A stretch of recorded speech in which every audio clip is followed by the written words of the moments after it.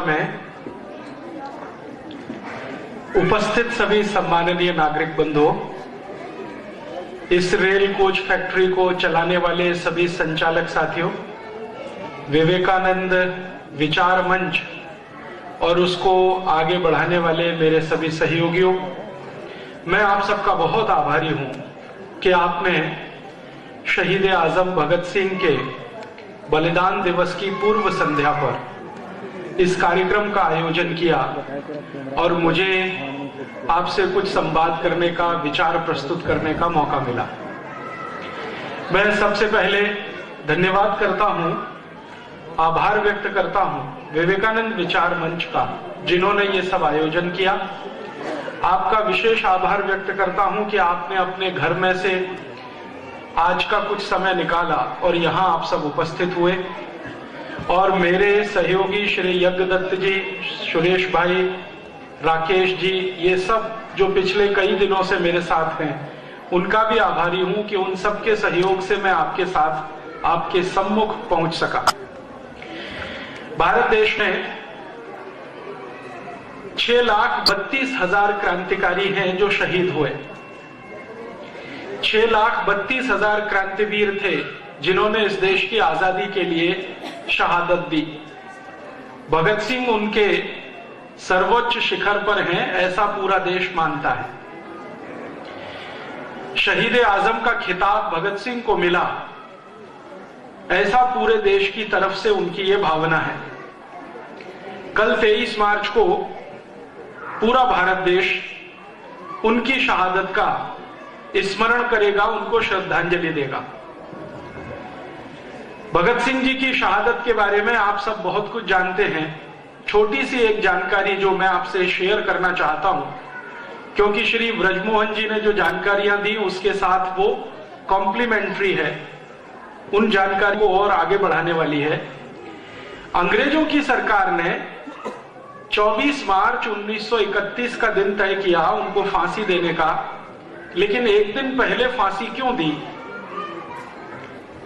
उसकी कहानी अगर आप सब जाने तो बहुत अच्छा होगा। अंग्रेजों की सरकार ने सरदार भगत सिंह को एक दिन पहले ही क्यों फांसी के फंदे पर लटका दिया, बिना किसी को बताए, बिना किसी को जानकारी दिए हुए? क्यों अंग्रेजों की सरकार ने अपने ही कानून और नियम का उल्लंघन किया भगत सिंह जी को फांसी देने में? नियम और कानून का उल्लंघन क्या था? आप जानते हैं कि अंग्रेजों की सरकार दुनिया के जिन भी देशों में चली और वहां पर उन्होंने फांसी देने के लिए जो नियम, कायदे, कानून बनाए, उनमें से एक नियम यह है कि किसी को भी फांसी दी जाती है तो सुबह के समय दी जाती है। सुबह का समय फांसी देने के लिए निश्चित किया हुआ है। दुनिया के सभी देशों में इसका पालन होता है। आपको थोड़े दिन पहले याद होगा, इराक के पूर्व राष्ट्रपति सद्दाम हुसैन को भी फांसी दी गई, तो सुबह का ही समय है। सारे दुनिया के सभी देशों में यह नियम लागू है और आज से नहीं, लगभग 100-125 वर्ष से। अंग्रेजों के देश में भी यही नियम था कि फांसी सुबह दी जाती है और दी जानी चाहिए। तो 24 मार्च को सुबह उनको फांसी देने का समय था, 6 बजे के आसपास, लेकिन 23 मार्च की रात को ही फांसी हो गई, बिना किसी को बताए। कारण इसके पीछे जानना चाहिए।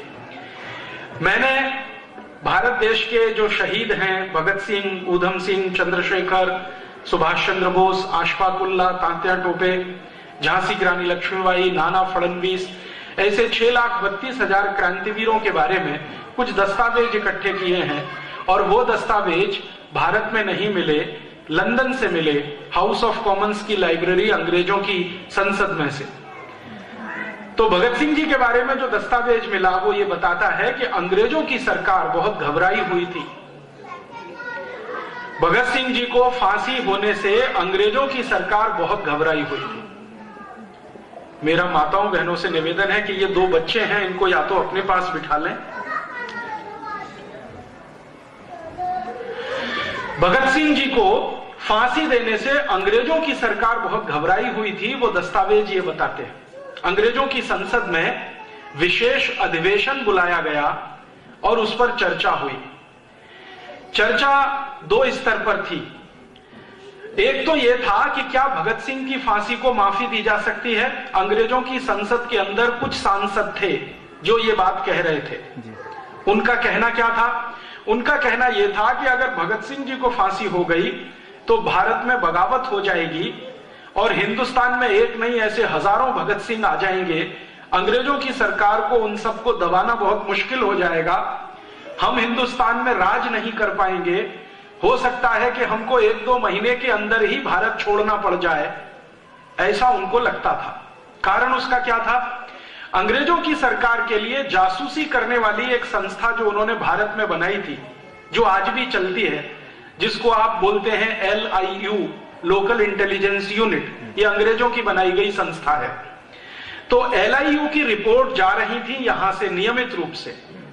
आप जानते हैं कि फांसी की सजा देने का फैसला तो हो गया था लगभग 2-2.5 साल पहले, और उन 2-2.5 सालों में लगातार यहां से रिपोर्ट जा रही थी LIU की, और वो रिपोर्ट ये कह रही थी कि अगर भगत सिंह जी को फांसी होती है तो सारे भारत में एक साथ बगावत होगी और अंग्रेजों को मुश्किल हो जाएगा राज चलाना। तो अंग्रेजों की संसद में इस बात का बहुत डर था।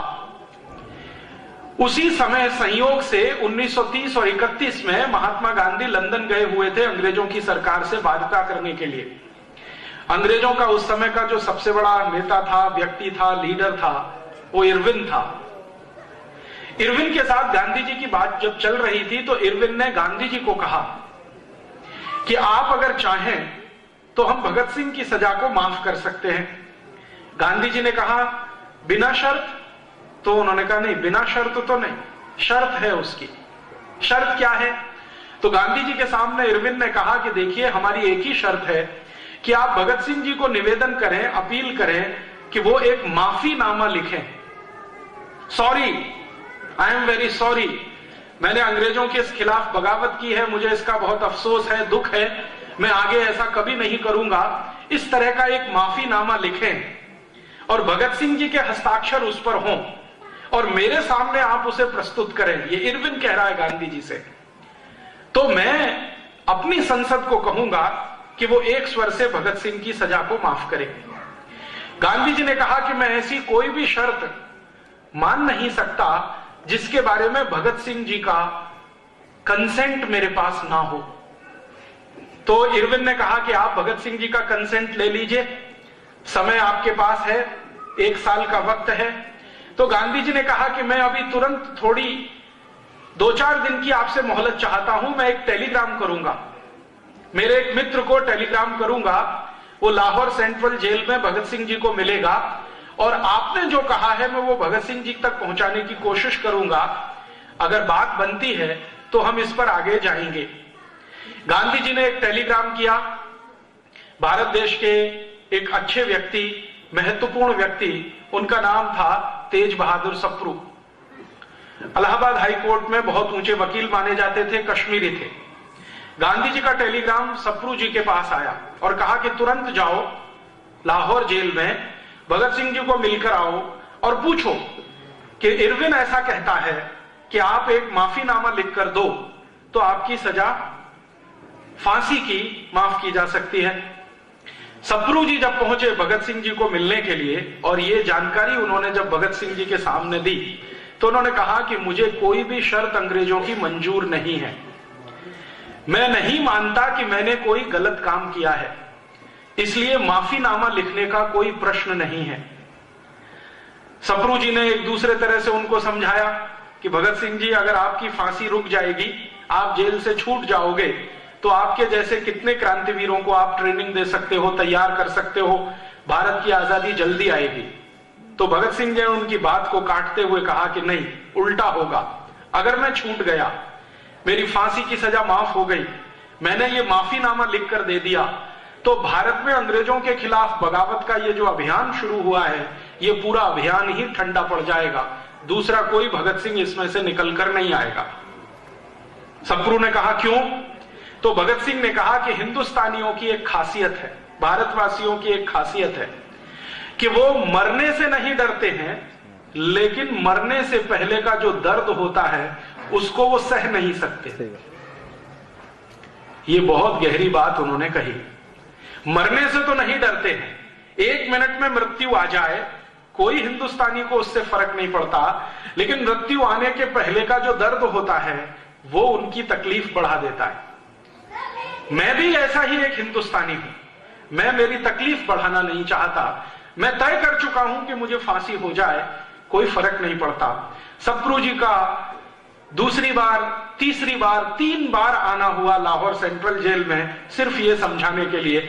उन्होंने देख लिया कि वो तैयार नहीं है और फिर सप्रू जी ने वापस गांधी जी को टेलीग्राम किया कि बापू, भगत सिंह जी का ये मानना है कि उनको फांसी हो जाए, वही भारत देश के लिए और उनके अपने संकल्प के लिए अच्छा है। आप लिहाजा इरविन के साथ कोई बात अगर करें तो माफीनामे का शब्द बीच में ना लाएं, क्योंकि वो लिखने को तैयार नहीं है और हम में से भी कोई नहीं चाहता कि वो माफीनामा लिख कर दें, क्योंकि मानते हैं हम उन्होंने कुछ गलत नहीं किया, उन्होंने अपने भारत की आजादी के लिए किया है। भारत इस समय ठंडा पड़ा हुआ है, शब्द पर ध्यान दीजिए। सप्रू जी का गांधी जी को टेलीग्राम कह रहे हैं भारत इस समय ठंडा पड़ा हुआ है। 1919 में एक ज्वाला उठी थी, जलियांवाला बाग हत्याकांड हुआ था, उसी समय हम चाहते तो अंग्रेजों को भारत से मार के भगा देते, लेकिन हमने उस अवसर का फायदा नहीं उठाया। ऐसी ही ज्वाला 1857 में उठी थी, भारतवासियों ने तब भी उसका पूरा लाभ नहीं उठाया। हम चाहते तो 1857 में अंग्रेजों को मारकर भगा देते। फिर वो कहते हैं ऐसी ही एक ज्वाला 1880 में उठी थी, हम चाहते तो 1880 में अंग्रेजों को मार भगा देते, लेकिन वो भी समय हमने गंवाया। अब फिर से ज्वाला उठने की तैयारी है, इसको ठंडा मत होने दीजिए और कृपया करके इरविन के साथ भगत सिंह जी के माफीनामे पर बातचीत बंद कर दीजिए। गांधी जी को टेलीग्राम मिला, लंदन में उन्होंने एक मीटिंग बुलाई। उस मीटिंग में वो सब क्रांतिवीर शामिल थे जो लंदन में रहकर भारत की आजादी की लड़ाई के लिए काम करते थे। उनके सबसे बड़े नेता थे श्यामजी कृष्ण वर्मा, आप सभी जानते हैं। उन्होंने एक बहुत बड़ा भवन बना के दिया लंदन में, जहां पर क्रांतिवीर जाते थे, इकट्ठे होते थे, ट्रेनिंग चलती थी, वैचारिक मंथन होता था, सोने ठहरने रहने का इंतजाम होता था। उसका नाम उन्होंने बहुत सुंदर रखा था, India house. India house Shyamji Krishna Verma ने अपने खुद के कमाए गए पैसे से बनाया था। इसी श्यामजी कृष्ण वर्मा के इंडिया हाउस में भगत सिंह जी के बारे में आखिरी मीटिंग हुई, जिसमें वो खुद मौजूद थे और उनके जैसे कई और क्रांतिकारी मौजूद थे। सबसे पूछा गया कि इरविन का प्रपोजल है, क्या करना है? तो उन्होंने कहा कि इरविन बहुत चालाक आदमी है और अंग्रेजों की सरकार बहुत खतरनाक है। भगत सिंह को माफीनामा वो देना चाहते हैं लिखवाकर, अपनी सुरक्षा के लिए, भारत की आजादी के लिए नहीं, क्योंकि अंग्रेजों को डर है कि अगर भगत सिंह को फांसी हुई तो बगावत इतनी बड़ी है, व्यवस्था उलट जाएगी। सेना में बगावत हो सकती है, आर्मी में बगावत हो सकती है, एयरफोर्स में बगावत हो सकती है, नेवी में बगावत हो सकती है, पुलिस में बगावत हो सकती है, क्योंकि आप जानते हैं कि भगत सिंह का मुकदमा जितने दिन इस देश में चला उतना ही उनकी लोकप्रियता बढ़ती चली गई। और भगत सिंह जी की लोकप्रियता भारत नहीं, भारत के बाहर जो रहने वाले भारतवासी थे वहां तक पहुंच गई। तो उस लोकप्रियता से अंग्रेज डरते थे, इसलिए उन्होंने संसद में एक विशेष बैठक बुलाई और उसमें उन्होंने फैसला किया कि अगर भगत सिंह जी को फांसी हुई तो उनके जो परिवार के लोग हैं, उनके जो मित्र हैं, रिश्तेदार हैं, वो उनका शरीर मांगेंगे, मृत शरीर मांगेंगे और उस मृत शरीर को जुलूस की तरह से वो एक प्रोसेशन के रूप में निकालेंगे, सम्मान सहित उनका अंतिम संस्कार करेंगे। और ऐसी भावना भड़केगी अंग्रेजों के खिलाफ कि शायद पंजाब से हमें भागना पड़ जाए, हो सकता है कि एक बहुत बड़ा भारत हमें खाली करना पड़ जाए। तो अंग्रेजों की संसद में जब ये सब तरफ से बहस हो गई, एलआईयू की रिपोर्ट भी आ गई और एलआईयू की आखिरी रिपोर्ट थी कि अगर भगत सिंह जी को फांसी होती है और उनका अंतिम संस्कार सम्मान के साथ नागरिकों को करने का मौका मिलता है, समय मिलता है, तो ये तय है कि पूरा पंजाब जलेगा और अंग्रेज सरकार बचा नहीं पाएगी अपने आप को, क्योंकि अंग्रेज सरकार के नीचे काम करने वाले जो हिंदुस्तानी हैं उन्होंने संकल्प ले रखा है कि वो बगावत शुरू करेंगे। एक एलआईयू ऑफिसर ने तो यहां तक लिख दिया कि 1857 में भारतवासियों से एक गलती हो गई थी, वो हमारे लिए बड़ी अच्छी हुई और भारतवासियों को भारी पड़ी। वो गलती क्या थी आप जानते हैं? 1857 का जो क्रांति वाला संग्राम था, उसको एक साथ शुरू करने का फैसला हुआ था और उसकी एक तारीख तय की गई थी। लेकिन हमारे भारत के अति उत्साही क्रांतिकारियों के कारण उस तारीख से लगभग 10-11 दिन पहले ही बगावत शुरू हो गई। तय हुआ था एक दिन, वो था 10 मई 1857, लेकिन कहीं पर 30 अप्रैल, कहीं पर 1 मई, कहीं पर 2 मई, इस तरह से अलग अलग बगावतें शुरू हो गई। बैरकपुर की छावनी में अलग तारीख को, कलकत्ता में अलग को, मेरठ में अलग, दिल्ली में अलग। तो ये जो अलग अलग शुरू हुआ, इससे अंग्रेजों ने आर्मी की ताकत से उसको दबा लिया। जो एक साथ 10 मई को शुरू होता तो अंग्रेजों की ताकत नहीं थी कि वो उसको दबा पाते। तो LIU के एक ऑफिसर ने लिखा ब्रिटिश पार्लियामेंट को कि जो गलती हो गई हिंदुस्तान के लोगों से 10 मई 1857 को, वो गलती अब वो ठीक करना चाहते हैं। भगत सिंह की फांसी का दिन तय किया हुआ है, उसी दिन सारे देश में एक साथ बगावत होगी अंग्रेजों के खिलाफ। तो आप कुछ ऐसा करिए कि ये बगावत ना होने पाए।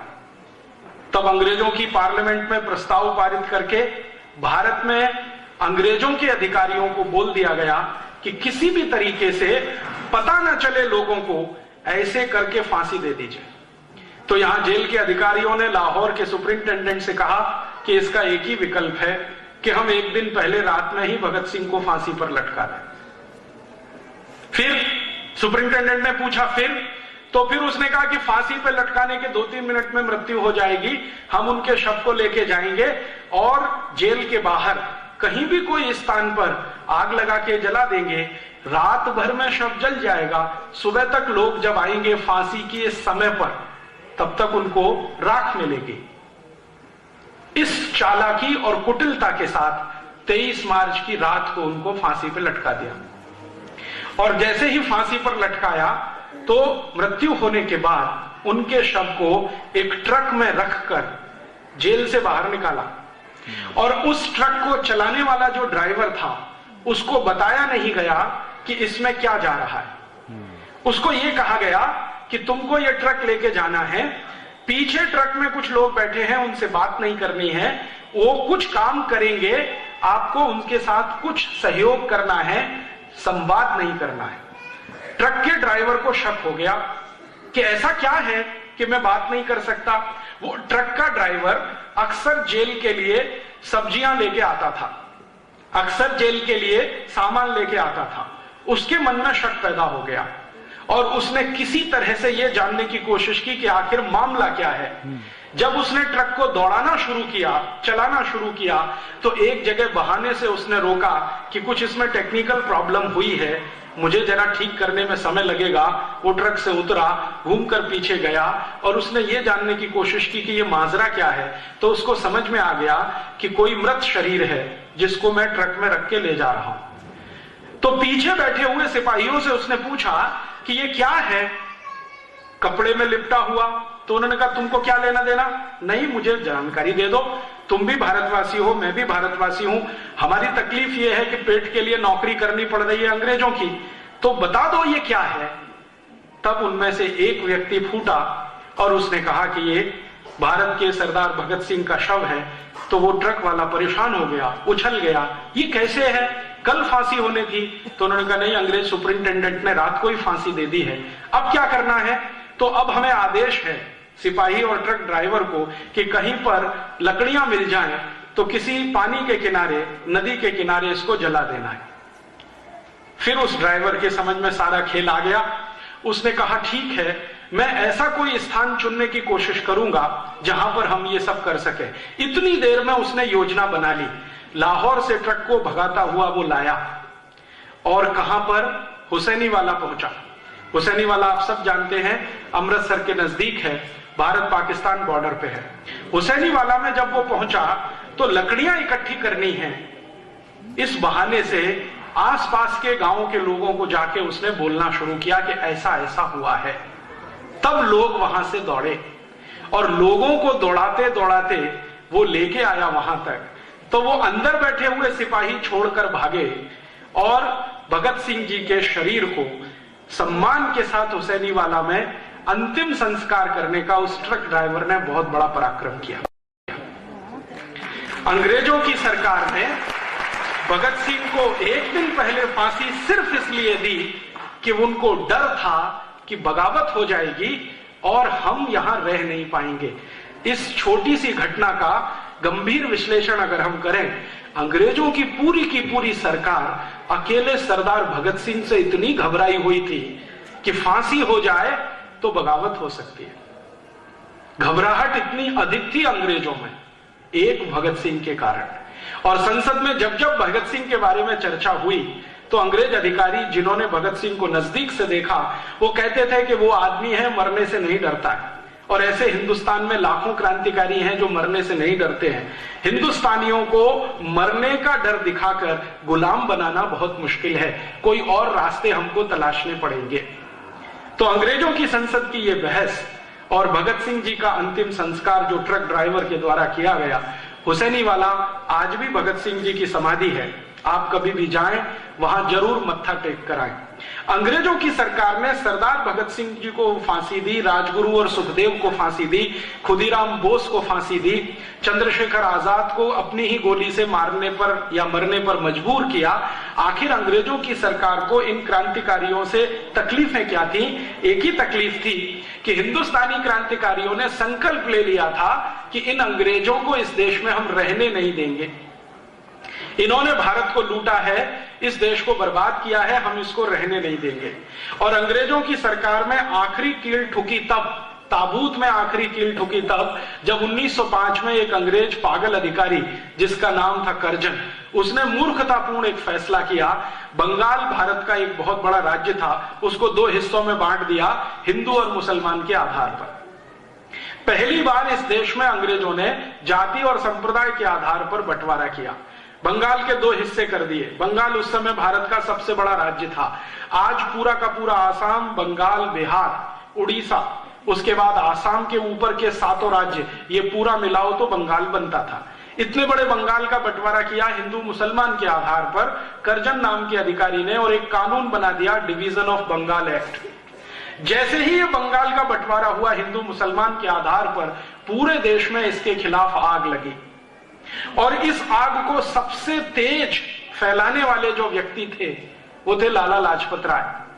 उत्तर भारत में, पूर्वी भारत में इस आग को सबसे तेज फैलाने वाले थे विपिन चंद्र पाल, और पश्चिम और दक्षिण भारत में इस आग को सबसे तेजी से फैलाने वाले थे लोकमान्य बाल गंगाधर तिलक। ये तीन बड़े नेता थे उस समय भारत के। लाला लाजपत राय उत्तर भारत के, विपिन चंद्र पाल पूर्वी भारत के, लोकमान्य तिलक पश्चिम और दक्षिण भारत के। इन तीनों नेताओं ने एक मीटिंग की और उस मीटिंग में पुणे नाम का स्थान उन्होंने तय किया और उसमें उन्होंने फैसला कर लिया कि ये अंग्रेजों की सरकार अब इतनी ज्यादा आगे बढ़ चुकी है कि हमारे राज्यों को हिंदू और मुसलमान के आधार पर बांट रही है। इन तीनों नेताओं का एक मत था कि आज इन्होंने बंगाल को बांटा है हिंदू और मुसलमान के आधार पर, कल ये दक्षिण भारत का जो प्रांत है जिसको मद्रास प्रेसिडेंसी कहा जाता था उस जमाने में, मद्रास प्रेसिडेंसी को बांट देंगे। फिर कोई दिन नॉर्थ वेस्ट फ्रंटियर को बांटेंगे, फिर कोई दिन सेंट्रल प्रोविंस को बांटेंगे। इन तीनों नेताओं की दूरदर्शिता आप देखिए। 1905 में ये तीनों कह रहे हैं कि फिर किसी दिन भारत को ही बांट देंगे, इसलिए पूरी ताकत लगाकर अंग्रेजों का विरोध होना चाहिए। तो लाला लाजपत राय ने उत्तर भारत में कमान संभाली, विपिन चंद्र पाल ने पूर्वी भारत में कमान संभाली, और पश्चिम और दक्षिण भारत में लोकमान्य तिलक ने कमान संभाली, और पूरे देश में अंग्रेजों के खिलाफ एक माहौल खड़ा किया। और उस माहौल का सबसे बड़ा प्रतीक चिन्ह था, जहां जहां ये नेता जाते थे अंग्रेजी सामानों की होली जलाते थे, अंग्रेजी कपड़ों को जलवाते थे, और उनका सबको एक ही निवेदन था कि अंग्रेज भारत को बांट रहे हैं, लूट रहे हैं, शोषण कर रहे हैं, तो इनका कोई माल मत खरीदो, इनको किसी भी तरह का सहयोग मत दो, इनको किसी भी तरह का सहकार मत करो। तो भारत में एक जबरदस्त आंदोलन खड़ा हो गया और उस आंदोलन का नाम स्वदेशी आंदोलन था। इस स्वदेशी आंदोलन की आग 1905 से लगना शुरू हुई। धीरे धीरे इसमें क्रांतिकारियों ने इकट्ठा होना शुरू हुआ। आप सोचो, 3 बड़े नेताओं ने फैसला लिया कि हमें यह आंदोलन पूरे भारत में फैलाना है 1905 में, और 1911 तक आते आते इन 3 नेताओं के पास 1,24,00,000 कार्यकर्ताओं की फौज थी, मात्र 6 साल में। आप जरा कल्पना करिए, 1905 के हमारे देश के नेता गांव-गांव जाते थे तो उनके पास जाने के लिए मोटर गाड़ियां नहीं थी। 1905 के हमारे नेता बड़ी बड़ी सभाएं करते थे तो बोलने के लिए उनके पास माइक नहीं था। 1905 के हमारे भारत के नेता गांव-गांव जाते थे तो जाने के लिए एक ही साधन था, बैलगाड़ी या तो पैदल। तो बैलगाड़ियों पर पैदल चलकर या टट्टुओं पर माने घोड़ों पर बैठकर, यही उनके प्रवास का तरीका होता था। माइक होता नहीं था, सैकड़ों लोगों की सभाएं में संबोधन करना पड़ता था, सवेरे से शाम तक। लोकमान्य तिलक की पर्सनल डायरी मैंने पढ़ी तो पता चला एक एक दिन में 8-8, 10-10 सभाएं करनी पड़ती। एक एक सभा में 1-1 घंटे, 1.5 घंटे बोलना पड़ता था। और इन तीनों नेताओं ने बिना थके गांव-गांव ये काम शुरू किया। 6 साल की इनकी मेहनत का परिणाम निकला कि पूरे भारत में स्वदेशी आंदोलन में 1,24,00,000 कार्यकर्ता इकट्ठे हो गए।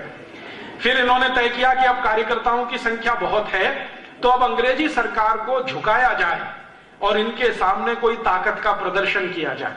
तो अंग्रेजी सरकार के अधिकारी कर्जन को इन्होंने नोटिस दिया, तीनों ने संयुक्त रूप से, और उस नोटिस में लिखा कि या तो आप बंगाल का बंटवारा वापस करो और नहीं तो हम आपके खिलाफ असहयोग, सत्याग्रह और बगावत करेंगे और आपकी सरकार को चलने नहीं देंगे।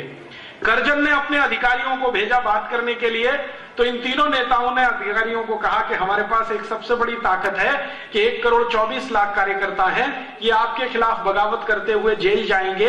अंग्रेजों के पास जेल की कुल संख्या 17,000 है। इस 17,000 जेलों में कुल रह सकने वालों की ताकत अगर गिन लिया जाए तो 1.5 लाख से ज्यादा नहीं रह सकते। हम 1,24,00,000 जेल जाएंगे, आप रखेंगे कहां हमको? जेलें टूट जाएंगी आपकी। तो अधिकारी बौखला गए, वो वापस कर्जन के पास गए और कर्जन को समझाया कि 1,24,00,000 हैं इनके पास कार्यकर्ता। इन्होंने अभियान में कॉल दे दिया, ये सब जेल जाएंगे, जेलें छोटी पड़ जाएंगी, दीवारें टूट जाएंगी, सरकार अस्त व्यस्त हो जाएगी, सारी व्यवस्था टूट जाएगी, क्या करना? तो कर्जन ने तुरंत टेलीग्राम किया ब्रिटिश पार्लियामेंट को। ब्रिटिश पार्लियामेंट से वापस टेलीग्राम आया कि जो तीनों नेता कह रहे हैं उनकी बात मान लो और सरेंडर कर दो। तब कर्जन ने तीनों को सम्मान पूर्वक कलकत्ता बुलाया और उसमें उनके साथ एक समझौता किया। समझौता यह था कि डिवीजन ऑफ बंगाल एक्ट, जो हिंदू और मुसलमान के आधार पर बंटवारा हुआ है, ये वापस लिया जाएगा।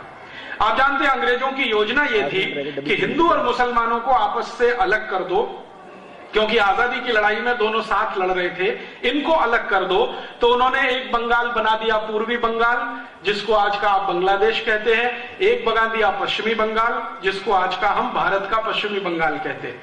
ये बंगाल के बंटवारे के आधार पर वो चाहते थे कि देश में कमजोरी आ जाए और संप्रदाय के आधार पर आग फैल जाए।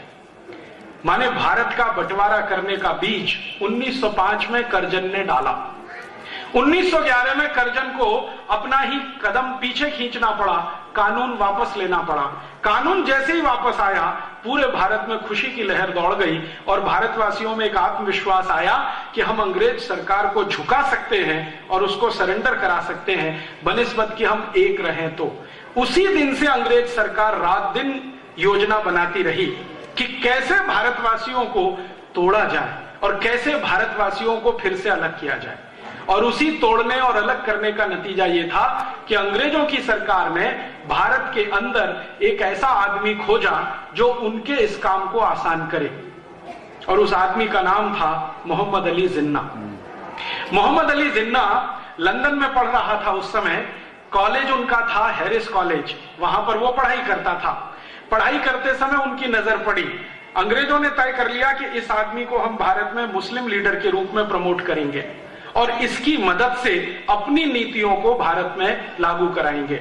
मोहम्मद अली जिन्ना को हमेशा अपने कंट्रोल में रखने के लिए अंग्रेजों ने उसके पीछे एक बहुत बड़ी चाल खेली। आप जानते हैं कि अंग्रेजों की कौम दुनिया में सबसे निकृष्ट है। कभी भी कानूनी काम करना हो, उससे भी कई गुना नीचे गिरकर गैर कानूनी काम भी वो कर सकते हैं।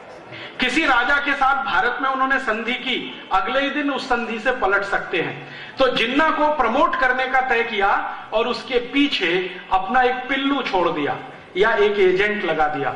उस एजेंट का नाम था एडविना। उस एजेंट का नाम था एडविना। बाद में यही एडविना माउंटबेटन की पत्नी बनाई गई और उसको भारत में उन्होंने भेजा था। बीच का किस्सा यह है कि लगा दिया जिन्ना के पीछे एडविना को। एडविना भी उसी कॉलेज की विद्यार्थी थी, लॉ में पढ़ती थी जिसमें जिन्ना पढ़ता था। और कुछ संयोग ऐसा हुआ या दुर्योग ऐसा हुआ कि जहां उन्होंने लगा दिया जिन्ना के पीछे एडविना को और जिन्ना को पता नहीं, वहीं उसी समय नेहरू जी भी पढ़ाई किया करते थे हैरिस कॉलेज में, पंडित जवाहरलाल नेहरू। और पंडित जवाहरलाल नेहरू जो हैरिस कॉलेज में पढ़ा करते थे, जिन्ना के साथ कभी कभी चाय कॉफी पिया करते थे।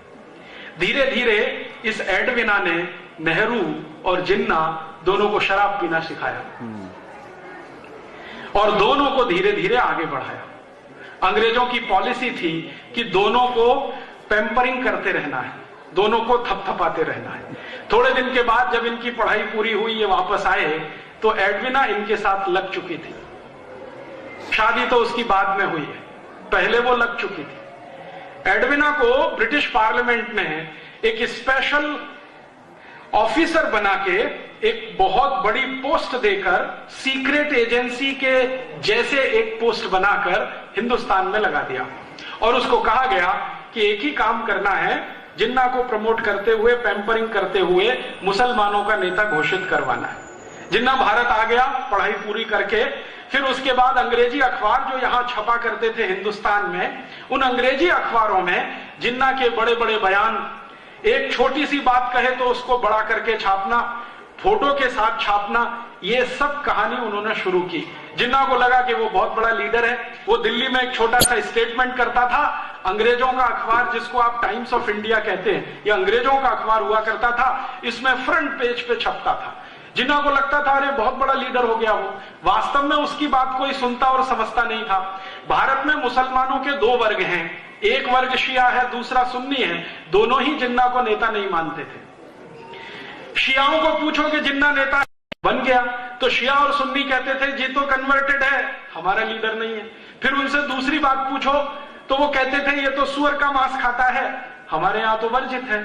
फिर उसको पूछो तीसरी बात तो ये तो शराब पीता है, हम मुसलमान तो शराब नहीं पीते। और सबसे बड़ा ऑब्जेक्शन था, जिन्ना का परिवार ब्याज पर पैसे दिया करता था, ये उनका मुख्य बिजनेस था। आप जानते हैं कि मुसलमान ब्याज पर पैसा लेना देना पसंद नहीं करते, तो वो कहते थे ये मुसलमान कहां से है। तो हिंदुस्तान का शिया और सुन्नी समाज जिन्ना को लीडर कभी मानता नहीं था, लेकिन अंग्रेज जबरदस्ती उसको मुसलमानों का नेता है ऐसा करके पैम्परिंग किया करते थे। धीरे धीरे उसकी बार्गेनिंग पावर उन्होंने बढ़ाना शुरू किया और कांग्रेस में उसको पहले भर्ती करा दिया। कांग्रेस के अंदर आके उसने ये कहना शुरू किया कि एक ना एक दिन भारत आजाद होगा, तो अलग अलग हमको संप्रदायों के आधार पर मत विभाजन करवाना है। तो कांग्रेस के कई नेता कहा करते थे कि नहीं ये कोई काम नहीं है, ये कोई इशू नहीं है। धीरे धीरे जिन्ना ने देख लिया कि कांग्रेस उसकी इस बात से सहमत नहीं है, अंग्रेज उसको बराबर इसी के लिए पैम्परिंग करते रहे। एक दिन जिन्ना ने कहा कि कांग्रेस में मेरा दम घुटता है, मुझे ये पार्टी छोड़नी है, वो अलग आ गया। उसी समय अंग्रेजों ने क्या किया कि पुरानी बनाई हुई एक छोटी सी संस्था थी जिसका नाम था मुस्लिम लीग, जिसका अंग्रेजों ने कभी रजिस्ट्रेशन किया था सोसाइटीज ऑफ रजिस्ट्रेशन एक्ट के आधार पर 1905-6 में। उस संस्था का जिन्ना को प्रेसिडेंट बना दिया। उस संस्था में मेंबर कितने थे? 5। उसमें से एक जिन्ना, 4 में एक टाइपिस्ट जो संस्था का काम टाइप करता रहता था, एक झाड़ू लगाने वाला, ऐसे करके 5 मेंबर थे।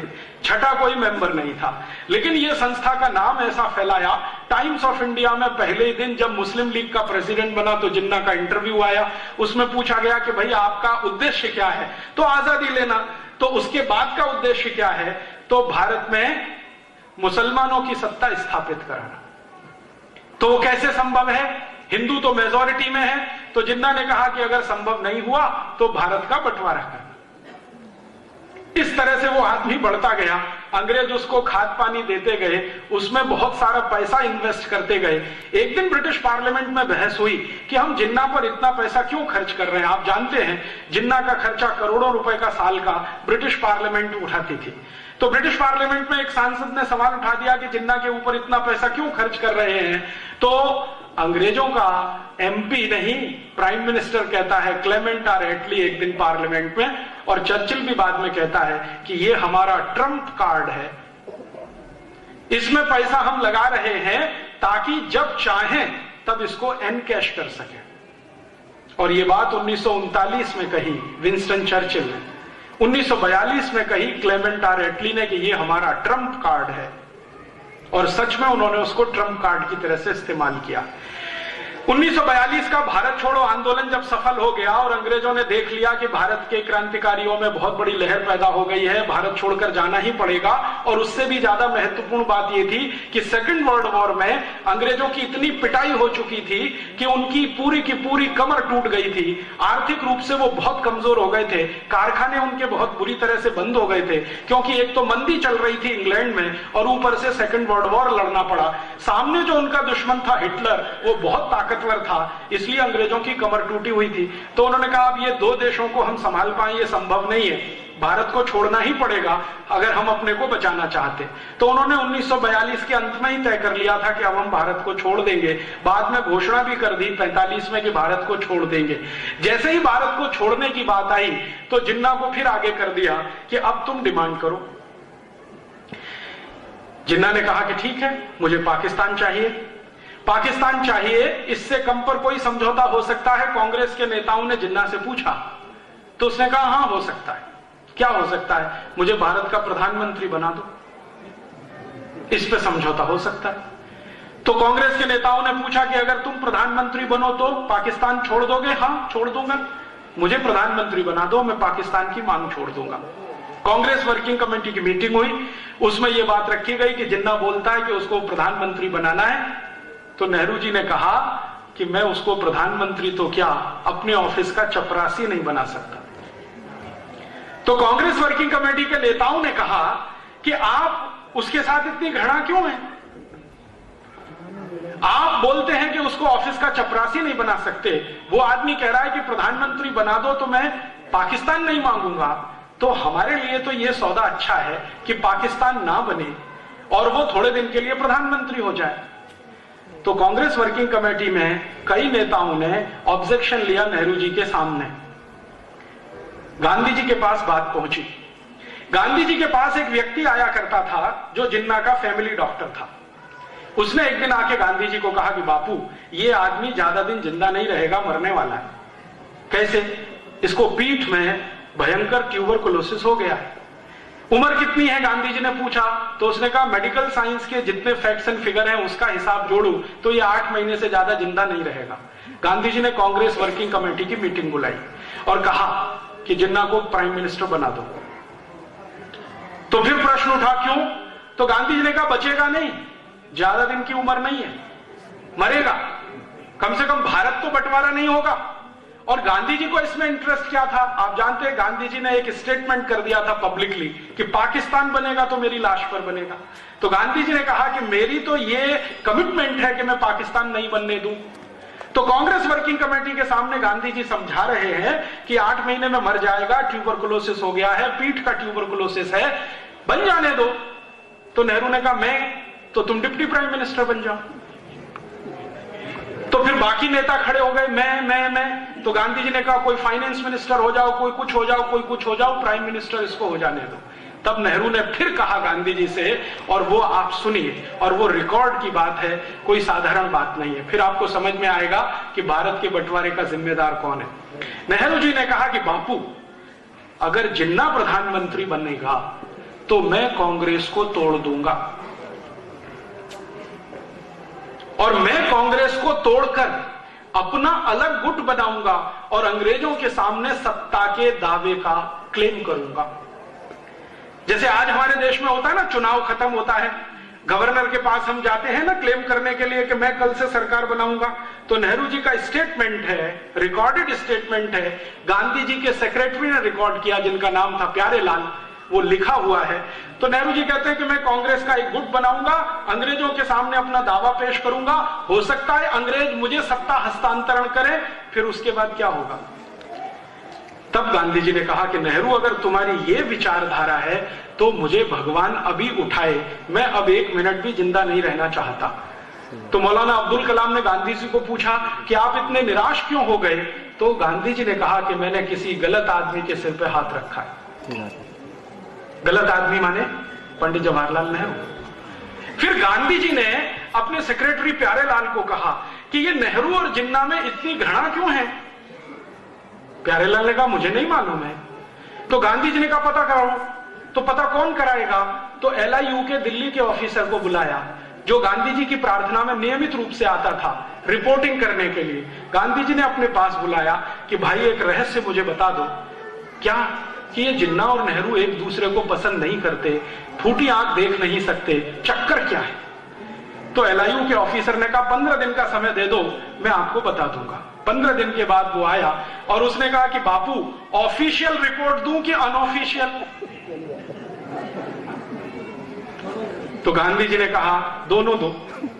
तो उन्होंने कहा कि अनऑफिशियल रिपोर्ट ये है जो मैं लिख के नहीं दूंगा, लेकिन आप समझ जाएंगे, लिख के दूंगा, अप्रत्यक्ष रूप से लिखूंगा तो भी आप समझ जाएंगे।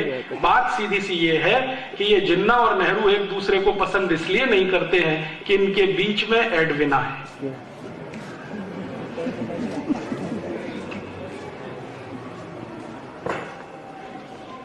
अब आप इसमें से अगर निष्कर्ष निकालना चाहें तो भारत का बंटवारा एक स्त्री के कारण हुआ, एक औरत के कारण हुआ, और वो थी एडविना। नेहरू भी उससे लगा हुआ, जिन्ना भी लगा हुआ, और एडविना इतनी चालाक दोनों को हैंडल करती थी, दोनों को हैंडल करती, और इन दोनों को तैयार किया उसने, नेहरू को और जिन्ना को, दोनों को। आपको एक घटना सुनाता हूं जो आर्काइव्स के रिकॉर्ड में दर्ज है। किसी दिन ये रिकॉर्ड्स खुलेंगे तो देश में विस्फोट होगा। 3 जुलाई 1947 को एडविना और उसका पति, तथाकथित पति, सो कॉल्ड माउंटबेटन, क्योंकि माउंटबेटन एडविना के साथ कभी बेडरूम में सोया नहीं जितने दिन वो भारत में रहा। तो कौन सोता था आप सब जानते हैं। माउंटबेटन तथाकथित पति एडविना का 3 जुलाई 1947 को अपनी पत्नी को बुलाता है और कहता है कि मैं जा रहा हूं शिमला। क्यों जा रहे हैं? अंग्रेजों के यहां से चिट्ठी आ गई है पार्लियामेंट से कि जल्दी से भारत का बंटवारा करने के लिए तैयारी करो, दोनों देशों को अलग अलग करना है। चिट्ठी आ गई है, मुझे इस पर कुछ काम करना है। तो एडविना ने पूछा काम क्या करना है?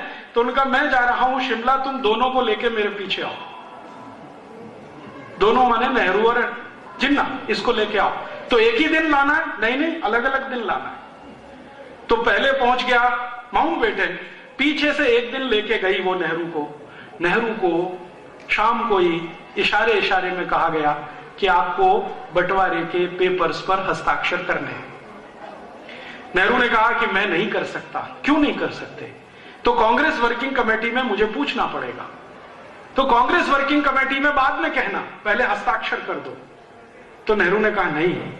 और ये सब थोड़ी देर चला वार्तालाप। थोड़ी देर के बाद एडविना ने आर्म ट्विस्टिंग किया, और वो आर्म ट्विस्टिंग ये था कि मिस्टर नेहरू, अगर आप अभी साइन नहीं करते हैं तो मुझे कुछ फोटोग्राफ्स भारत की प्रेस में रिलीज करने पड़ेंगे। सही बात है। और वो फोटोग्राफ्स क्या थे? एडविना के साथ शराब पीते हुए, एडविना के साथ डांस करते हुए, एडविना के साथ पता नहीं क्या क्या करते हुए। एडविना इतनी चालाक महिला थी कि अंतरंग क्षणों को उसने फोटोग्राफी से उतरवा के रखा हुआ था, कभी भी इस्तेमाल करने के लिए। नेहरू जी परेशान हो गए कि अगर ये फोटोग्राफ्स रिलीज हो गए तो क्या होगा। इमीडिएट वो तैयार हुए और 3 जुलाई को सवेरे 2:30 बजे उन्होंने सिग्नेचर कर दिए। दिल्ली भागकर आए, कांग्रेस वर्किंग कमेटी की मीटिंग बुलाई और कहा कि मैंने तो भारत का बंटवारा स्वीकार कर लिया। तो कांग्रेस वाले परेशान हो गए कि आपने बिना हमसे पूछे। तो उन्होंने कहा हाँ, परिस्थिति कुछ ऐसी थी कि मैंने वो बंटवारा स्वीकार कर लिया। क्या परिस्थिति थी, तो सच नहीं बताया, बताया कि वो जिन्ना अड़ा हुआ था और भारत के साथ बार्गेनिंग करने की कोशिश कर रहा था, इतना एरिया मुझे पाकिस्तान में दो, ये सब बातें बता के वर्किंग कमेटी को कन्विंस किया।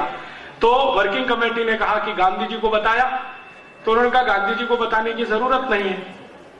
क्यों जरूरत नहीं है? तो नेहरू जी का सेंटेंस सुनिए, ये बुढ़ा खूसट, इसका दिमाग खराब हो गया है, इसको बताने से क्या फायदा। लेकिन बात तो पहुंची गई गांधी जी तक।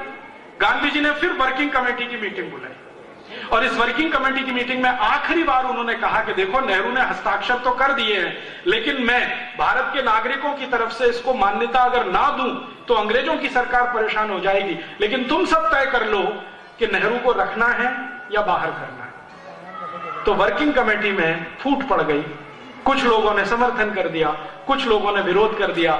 सरदार पटेल उस समय खामोश हो गए, मौन हो गए, उन्होंने अपना ओपिनियन नहीं बताया, तो कई लोगों ने उसका अपना अपना अलग अर्थ लगाया। फिर गांधी जी ने कहा कि फिर ठीक है, तुमको जो करना है वो करो, मेरे पास आज से आना बंद कर दो। वो आखिरी दिन था। उसके बाद गांधी जी ने कांग्रेस वर्किंग कमेटी की मीटिंग में जाना और उनको अपने पास बुलाना बंद कर दिया और उसके 10-12 दिन के अंदर 3 जुलाई से लेकर 17 जुलाई 1947 के बीच में इन्होंने बहुत सारे वो काम कर दिए कि बंटवारे में कौन सा हिस्सा पाकिस्तान जाएगा, कौन सा भारत रहेगा, आर्मी का बंटवारा कैसे होगा, लोगों का बंटवारा कैसे होगा, पैसे का बंटवारा कैसे होगा, वो सब फॉर्मूले तय कर लिए। अंग्रेजों ने एक अधिकारी भेज दिया, उस अधिकारी ने बाउंड्री लाइन तय कर लिया और उसके बाद सब कुछ तय होकर 14 अगस्त रात 12 बजे उन्होंने भारत को तथाकथित आजाद कर दिया, 2 टुकड़े करके, भारत और पाकिस्तान। मैं आपसे बहुत विनम्रता पूर्वक कहने आया वो ये कि भारत और पाकिस्तान का बंटवारा कोई वैचारिक आंदोलन का परिणाम नहीं था। भारत और पाकिस्तान का बंटवारा कोई बहुत बड़े युद्ध क्रांति का परिणाम नहीं था। भारत और पाकिस्तान का बंटवारा 2 नेताओं के चरित्र से उतर जाने का दुष्परिणाम था।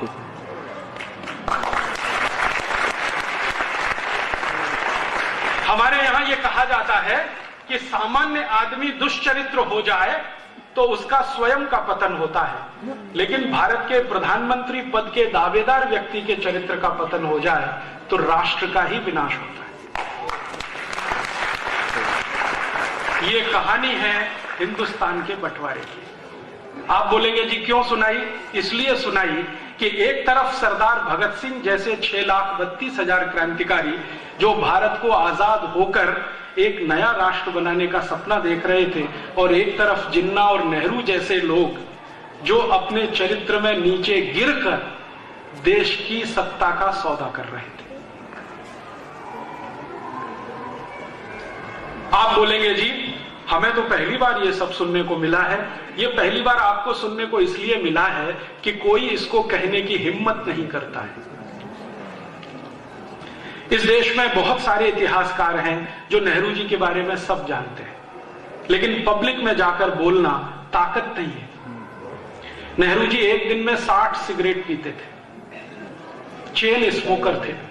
एक सिगरेट छूटे तो दूसरी चालू, दूसरी छूटे तो तीसरी चालू। जिन्ना एक दिन में 72 सिगरेट पीता था। दोनों एक ही ब्रांड की शराब पीते थे। पेरिस में, फ्रांस में एक शराब बनती है जिसका नाम है कॉइएक। उस जमाने में उसकी एक बोतल 16,000 रुपए की आती थी और उस जमाने का 1 रुपया आज के 300 रुपए के बराबर है। तो दोनों की शराबें पेरिस से आती थी। कपड़े धुलने के लिए पेरिस जाया करते थे। सिगरेट पीना, शराब पीना और मांस का खाना खाना। जिन्ना सुअर का मांस खा लेता था, नेहरू जी गाय का भी मांस खा लेते थे। इसका पता कैसे चला?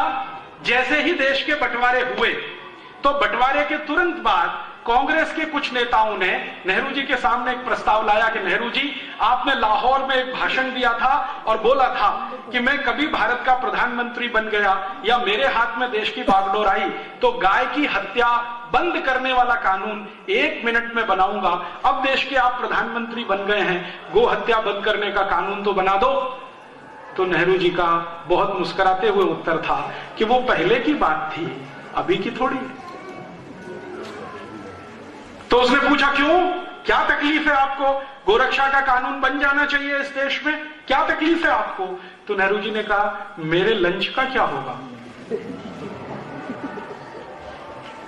और नेहरू जी का सेक्रेटरी जिसका नाम था जॉन मथाई, वो लिख कर गया है कि नेहरू जी के लंच में बीफ चलता था।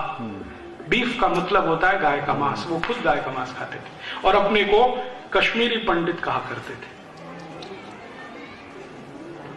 नेहरू जी की इन दो छोटी सी दुष्चरित्रताओं ने पूरे देश में सत्यानाश कर दिया।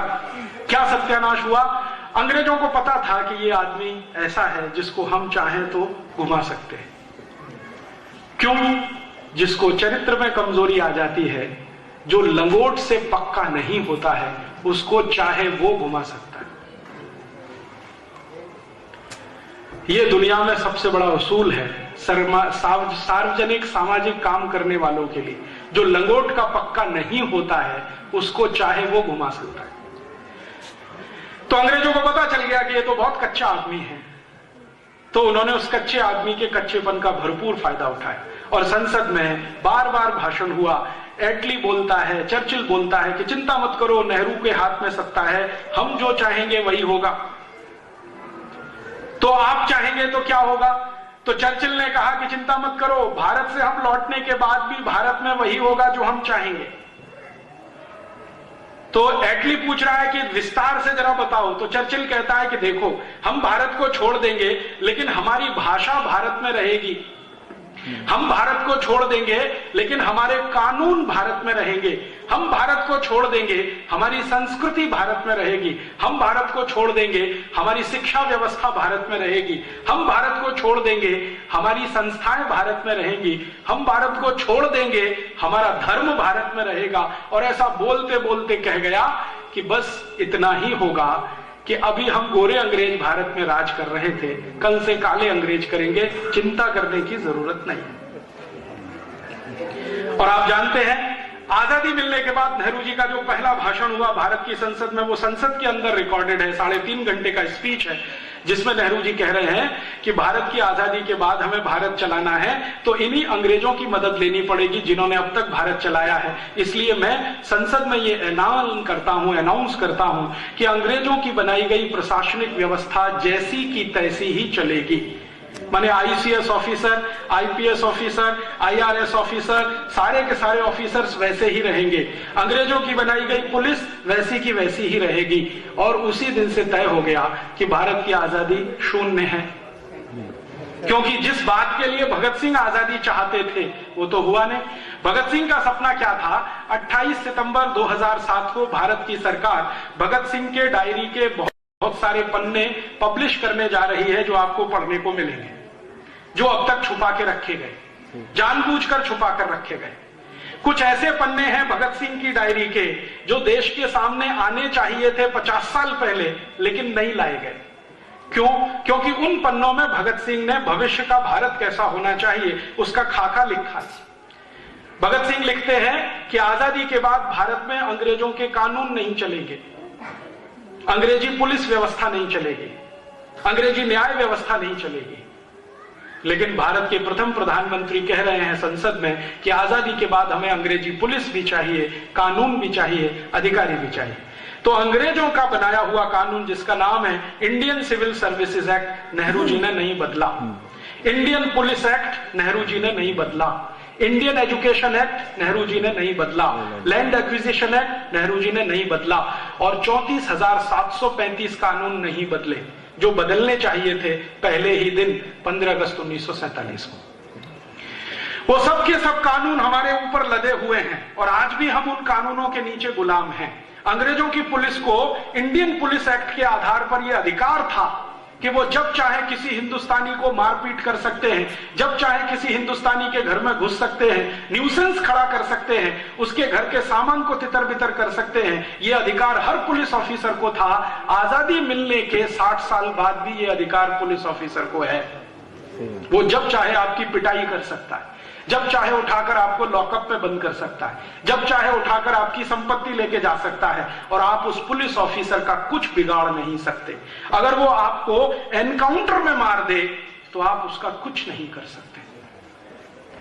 आप जानते हैं बहुत सारे पुलिस ऑफिसर इसी ताकत का दुरुपयोग करते हैं, पंजाब में, जम्मू कश्मीर में, नंदीग्राम बंगाल में, और उस दुरुपयोग का अंतिम दुष्परिणाम होता है कि समाज के अंदर पुलिस के खिलाफ एक बगावत की भावना होती है जो कभी कभी किसी गलत रास्ते पे मुड़ जाती है।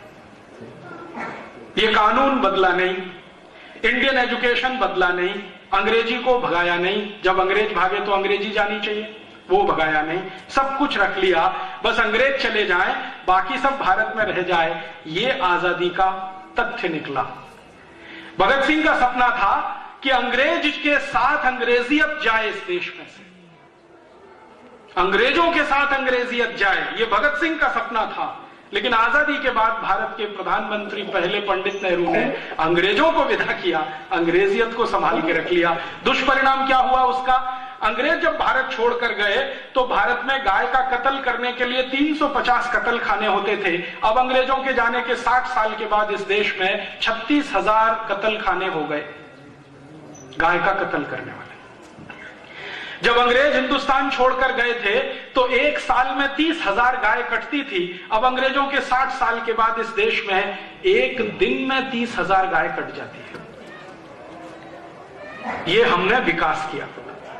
अंग्रेज जब इस देश को छोड़कर गए थे तो गाय का मांस अंग्रेजों की पुलिस खाती थी और अंग्रेजों की सेना खाती थी। अंग्रेजों के चले जाने के 60 साल के बाद भारत की गायों का मांस दुनिया के तमाम लोग खा रहे हैं। यहां से गाय का मांस एक्सपोर्ट किया जा रहा है। अंग्रेजों के जमाने में ये जो कानून नहीं बदला सरकार ने, अंग्रेजों के जाने के बाद भी नहीं बदला, उसका आज दुष्परिणाम ये है कि गाय के एक एक साल के बछड़े, 2-2 साल के बछड़े रात दिन काटे जाते हैं, ट्रक के ट्रक भर के कत्ल खानों में भेजे जाते हैं। किसी कत्ल खाने के सामने आप जाके 10 मिनट खड़े नहीं हो सकते। पंजाब से गायों का इतना कत्ल हुआ है कि देशी गाय ही दिखाई नहीं देती इस पूरे पंजाब में। पंजाब के मैं जितने भी गांव में आज तक गया हूं, किसी भी गांव में देशी गाय का दर्शन नहीं मिला। हिंदुस्तानी गाय, थरपारकर, साहिवाल, कांकरेजी, लाल सिंधी, सफेद सिंधी, राठी, ये सब भारत की गाय है, कहीं दिखने को नहीं मिलती है। जो पंजाब में दिखाई देती है वो सब अमरीकी गाय, होलेस्टियन, फ्रीजियन, जिसको अंग्रेजों ने लाकर यहां छोड़ा और हिंदुस्तानी गाय को साफ करा दिया। और ये सिर्फ पंजाब का हाल नहीं है, पूरे हिंदुस्तान में यही हो रहा है। देशी गाय का बड़े पैमाने पर कत्ल। अंग्रेजों का तर्क ये था कि गाय का मांस खाने में बहुत स्वादिष्ट है। आज हमारे देश में जो काले अंग्रेज चला रहे हैं सरकार को, वो भी यही कहते हैं कि गाय का मांस खाने में बहुत स्वादिष्ट है, इसलिए गाय का कत्ल बंद नहीं हो सकता, चालू रहेगा। अंग्रेजों ने एक कॉन्वेंट स्कूल खोला था कलकत्ता में 1760 में। अब हिंदुस्तान में हजारों कॉन्वेंट स्कूल गली गली में हैं। और मुझे ये कहते हुए बहुत शर्म आती है कि हिंदुस्तान में बजरंगबली कॉन्वेंट स्कूल भी है। My God. सरस्वती माता कॉन्वेंट स्कूल भी है इस देश। आज तक मेरे समझ में नहीं आया बजरंगबली का कॉन्वेंट से क्या कनेक्शन है।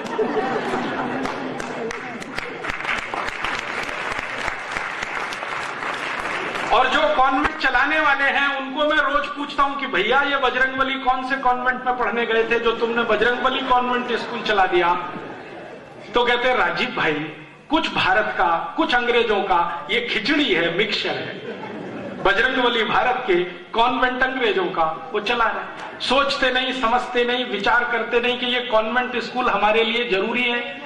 अंग्रेज कॉन्वेंट स्कूल चलाते हैं, यूरोप में कॉन्वेंट स्कूल चलते हैं, उसका इतिहास आप जानते हैं। यूरोप में पिछले 2500 साल से एक परंपरा चल रही है, जो खराब और अच्छी है वो आप तय करिए, मैं सिर्फ परंपरा बताता हूं कि 70% समाज के स्त्री और पुरुष शादी नहीं करते। ये 2500 साल पुरानी परंपरा है यूरोप की। शादी नहीं करते, लेकिन बिना शादी के साथ में रहते। इसको एक नाम दे दिया है लिव इन रिलेशनशिप। पति पत्नी नहीं बनते ऑफिशियली, लेकिन बिना ऑफिशियली पति पत्नी बने हुए पति पत्नी की तरह से रहते हैं, तो बच्चे तो पैदा होते ही हैं। अब ऐसे पति पत्नी जो शादी करते नहीं और बच्चे आ गए, वो कहते हैं बाई एक्सीडेंट आ गए। हमने तो बच्चे लाने की प्लानिंग की नहीं थी, वो तो एक्सीडेंट से आ गए।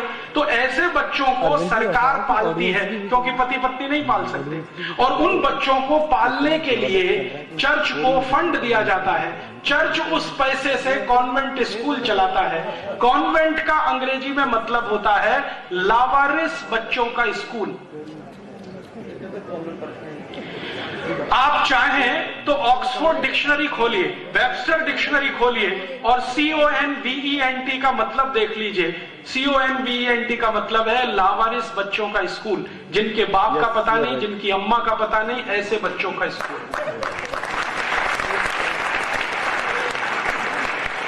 आप जानते हैं कॉन्वेंट स्कूल में बच्चे जब पढ़ने जाते हैं तो उनको टीचर नहीं कहना सिखाया जाता।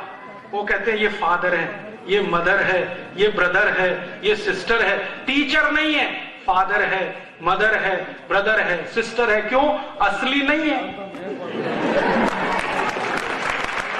तो नकली से ही काम चलाना पड़ेगा, असली तो है नहीं। अब मुझे अपना सिर पीटने का मन करता है कि जो कॉन्वेंट स्कूल चलाए जाते हैं बिना माँ बाप के बच्चों के, उन कॉन्वेंट स्कूलों में अच्छे खासे माँ बाप के बच्चे पढ़ते हैं और वो गर्व से कहते हैं मेरा बेटा सेंट जोसेफ कॉन्वेंट में पढ़ता है, मेरी बेटी सेंट मैरी कॉन्वेंट में पढ़ती है। फिर मैं पूछता हूं लावारिस बच्चों के स्कूल में? तो थोड़ी देर के लिए परेशान हो जाते हैं।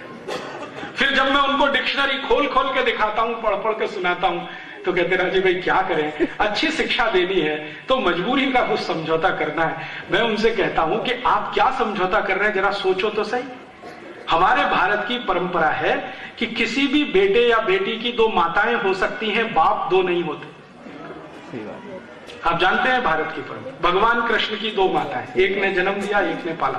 भगवान राम की तीन माताएं, कैकेयी, सुमित्रा, अतिरिक्त माता, मूल माता कौशल्या। आप पुराने जमाने से ढूंढना शुरू करो तो हर एक महान व्यक्ति की दो तीन माताएं मिल जाएंगी। राणा प्रताप की दो माताएं, एक पन्ना धाय जिसने दूध पिलाया और एक असली मां जिन्होंने जन्म दिया। शिवाजी की दो माताएं। तो भारत में ऐसी परंपरा हजारों साल से है, माताएं दो हो सकती हैं, तीन हो सकती हैं, बाप एक ही होता है। लेकिन कॉन्वेंट स्कूल में पढ़ने वाले बच्चों के दो दो बाप होते हैं।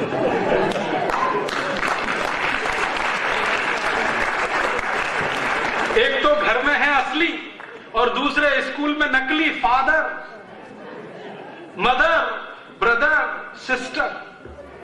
अब आपको बहुत खराब बात कहता हूं, आपके दिल पे चोट पड़े इसलिए कहना चाहता हूं। भारत में एक बहुत खराब शब्द है, उसको बाद में बोलूंगा, पहले अंग्रेजी में बोल देता हूं। अंग्रेजी में एक बहुत खराब शब्द है, उसका नाम है बास्टर्ड, BASTARD। इस बास्टर्ड शब्द को अगर आप खोल के देखो डिक्शनरी में, ऑक्सफोर्ड में या चैम्बर्स में या वेबस्टर में, तो इसका अर्थ है ऐसा लड़का जिसके दो बाप, उसको बास्टर्ड कहते हैं। हमने अपने अच्छे खासे बेटे बेटियों को कॉन्वेंट में भेज भेज के बास्टर्ड बना दिया और हम बड़े गर्व से कह रहे हैं कि हमारी बेटी, हमारा बेटा कॉन्वेंट में पढ़ता है। क्या हुआ हमारे दिमाग को? खराब हो गया है क्या? नेहरू जी का दिमाग खराब हुआ एडविना के कारण, समझ में आता। आपको क्या हो गया?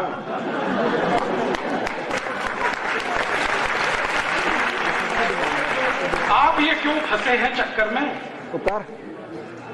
मेरी विनती है आप सभी को, अगर जो भगत सिंह की सच्ची श्रद्धांजलि अर्पित करना चाहते हैं तो भगत सिंह जी की जो छपने जा रही है डायरी, 28 सितंबर को छप जाएगी, जरूर खरीद के पढ़ना। उसमें उनके विचार हैं कि अंग्रेजों के जाने के साथ अंग्रेजी शिक्षा जानी चाहिए, हमें वो नहीं चाहिए।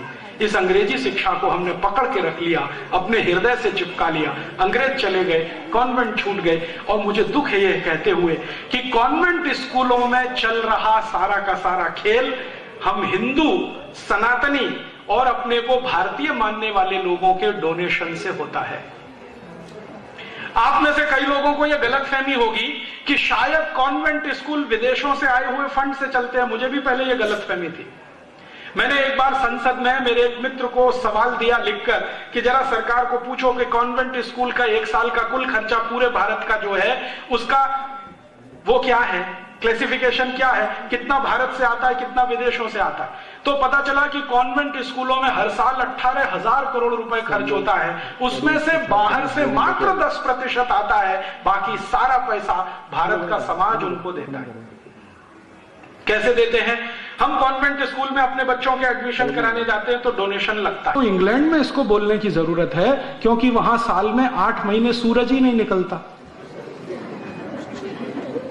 साल में 8 महीने जिस देश में सूरज ना निकले और गलती से किसी दिन निकल मॉर्निंग, यहां तो रोज सूरज निकलता है, करोड़ों साल से निकल रहा है, अगले करोड़ों साल तक निकलेगा। हम कहां फंस गए इस गुड मॉर्निंग में?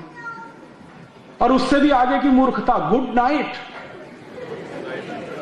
हिंदुस्तान की every night is good night. Europe में होता है रात को बर्फ पड़ती है, और एक रात को नहीं, 10-20 रातों को बर्फ पड़ती रहती है। जब बर्फ पड़ना बंद हो जाती है तब वो चिल्लाते हैं गुड नाइट। भारत में तो every night is good night. हम फंस गए गुड आफ्टरनून। यूरोप में होता है गुड आफ्टरनून, क्योंकि सूरज तो निकलता नहीं महीनों महीनों, कभी अचानक को 3 बजे के आसपास वो झलक दिखलाता है तो वो चिल्लाते हैं गुड आफ्टरनून। हमारे यहां तो every afternoon is good afternoon. काहे के लिए ये फंस गए चक्कर में, good noon, good afternoon, good morning, good night.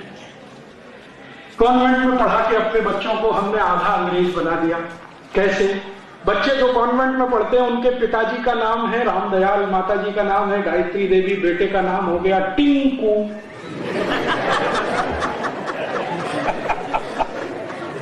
मेरे समझ में नहीं आता कि ये रामदयाल और गायत्री देवी का टिंकू कहां से आया। टिंकू का अर्थ समझते हैं? फिर से डिक्शनरी खोली ऑक्सफोर्ड की, वेबस्टर की। टिंकू का अर्थ है आवारा लड़का।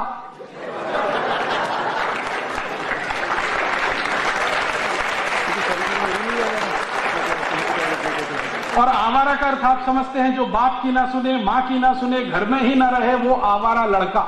सीधा साधा भोला भाला आपका बेटा, आप उसको टिंकू टिंकू टिंकू टिंकू बोल बोल के ही बनाने वाले हैं आवारा। और ये टिंकू अकेला नहीं है, इसके साथ बबली भी है। बबली, डिंपल, ट्विंकल, बबली, डबली, डबलू, बबलू, पता नहीं कहां कहां से विचित्र नाम ये लाला के अपने अपने घर में रखना शुरू कर। हमारा पता है क्या हुआ? पहचान ही खत्म हो गई।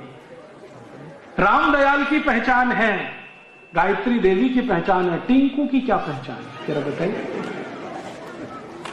रामदयाल गायत्री देवी की पहचान है, बबली डबली की क्या पहचान है, बबलू डबलू की क्या पहचान है। हम लोग इतने मूर्खता में फंस गए, ये सब में अपने जीवन को फंसा दिया। कैसे विचित्र हम हिंदुस्तानी हो गए हैं। हम हिंदुस्तानी ऐसे हो गए हैं कि गाय का कत्ल हो, खून भी नहीं खौलता, पानी हो गया, कुत्ते पाल पाल के रोज सवेरे सवेरे सैर करने जाते हैं। हाँ, मैंने देखा है ये टिंकू पिंकू बबलू डबलू के जो अम्मी पप्पा है ना, मम्मी पप्पा, ये कुत्तों को सवेरे लेके सैर कराने जाते हैं। और मैंने कई ऐसी मम्मियों को देखा है जो अपने घर के बेटे या बेटी को गोद में नहीं उठा सकती, उसको आया उठाएगी, वो कुत्ता लेके सवेरे सवेरे सैर पे जाएगी। हाँ, कुत्ते का पिल्लू बांध के सवेरे जाएगी सैर पर। अपने घर के पिल्लू को नाश्ता देने के लिए भी फुर्सत नहीं है, क्योंकि उसको कुत्ता टहलाने के लिए लेके जा। और वो कुत्ता जात का ही ऐसा है, जहां टांग उठाए वहीं शू कर दे, कोई मैनर्स नहीं, कोई सभ्यता नहीं, कोई संस्कृति नहीं, उसको पकड़ के नहीं। और वो कुत्ता भी बड़ा विचित्र है, देख के ही करता है। आपकी कार को देखेगा, चारों तरफ चक्कर लगाएगा, जो कार का पहिया सबसे अच्छा दिखाई देगा उसी पे काम उठाएगा।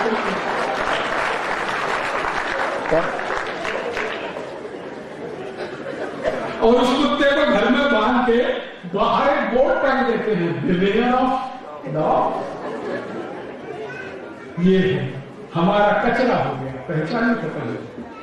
पहले हर घर के सामने गाय बांधी जाती थी, अब घरों में कुत्ता आ गया। हमने विकास कर लिया, गाय को तो काट के मांस खा रहे हैं, कुत्ते को घर के सामने बांध रहे हैं, जो आपको भी चिल्ला है, पड़ोसी को भी चिल्ला है, आने वाले को उससे भी ज्यादा चिल्ला है। कहना था कि यही एक ऐसा जीव है जो आने वाले भविष्य में किसी काम का ना हो। गाय को लेके नहीं गए, बैल को लेकर नहीं गए, कुत्ते को लेके गए, वो प्रतीकात्मक है। उस युधिष्ठिर ले गए अपने साथ उस कुत्ते को, हमने फिर वापस लाके घर में बांध दिया, क्योंकि अंग्रेजों के अंग्रेज तो हम हैं। अंग्रेज पालते हैं कुत्ता, जानते हैं क्यों पालते हैं? क्योंकि यूरोप में ठंड बहुत पड़ती है, और जब बहुत ज्यादा ठंड पड़ती है तो कुत्ते की बहुत जरूरत पड़ती है। क्या काम के लिए? बर्फ पड़ती है 10 फीट ऊंची, 15 फीट ऊंची, बर्फ के नीचे बहुत कुछ दब जाता है, गाड़ियां दब जाती हैं, घरों के दरवाजे दब जाते हैं, तब वो कुत्ता है जो सूंघ सूंघ के बताता है कि कहां क्या है। इसलिए अंग्रेज कुत्ते को पालता है, उनकी मजबूरी है कुत्ता पालना, हमारे लिए कोई मजबूरी नहीं है। लेकिन हम इस अंग्रेजियत में डूबे। थोड़ा आगे बढ़े, इस अंग्रेजियत का क्या असर है कॉन्वेंट स्कूलों का? अपने अच्छे खासे हिंदुस्तान में जहां समशीतोष्ण जलवायु है, टेम्परेचर बराबर का है, ना ज्यादा ठंडी है ना ज्यादा गर्म है, उस हिंदुस्तान के छोटे छोटे बच्चों को गले में टाई लटकवा दिया कॉन्वेंट के कारण। टाई यूरोप में पहनी जाती है, और टाई लगाने के पीछे यूरोप में कारण क्या है? 14वीं शताब्दी में यूरोप में टाई का आविष्कार हुआ, और उसका कारण यह था कि यूरोपियन लोगों को ठंड बहुत है, क्योंकि सर्दी बहुत है, तो अक्सर जल्दी जल्दी सर्दी जुकाम होता है, तो नाक अक्सर रहती है। तो बेचारे पुराने जमाने के अंग्रेज क्या करते थे? जेब से कागज निकाल के पोंछ के रखते रहते थे। बाद में उनको लगा कि ये बार बार निकालना, पोंछना, रखना ये कोई बात बनती नहीं है, तो गले में ही लटका लो, एक हमेशा लटकता है, तो वो टाई उन्होंने लटकाई, नाक पोंछी। और हम तो ऐसे महानों के महान हो गए कि भरी जून की गर्मी में 3 पीस सूट टांगे घूमते रहते हैं, दूल्हे राजा बन के घोड़े पे चढ़ के बैठते हैं, 3 पीस सूट और टाई लगा के। मूर्खों के मूर्ख उसी दिन सुपर इडियट बन के शादी करने का।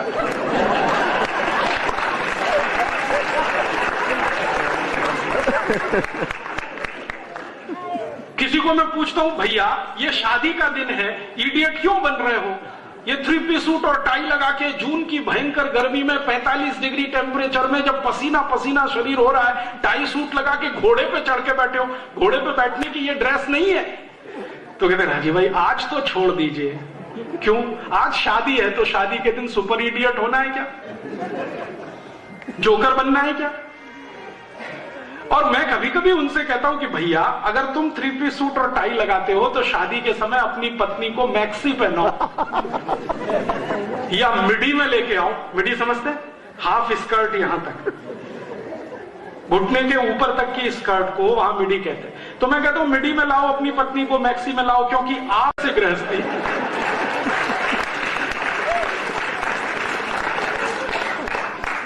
पत्नी को साड़ी में ही लाएंगे और पतिदेव 3 पीस सूट और टाई पहन के आएंगे, मूर्खों के मूर्ख। यही सब कॉन्वेंट की निशानियां हैं। ये कॉन्वेंट एजुकेशन ने हमारे दिमाग में ऐसा वायरस भर दिया, ना तो हम हिंदुस्तानी रह पाए ना अंग्रेज बन पाए, हम खिचड़ी हो गए, हमारी पहचान खत्म हो गई।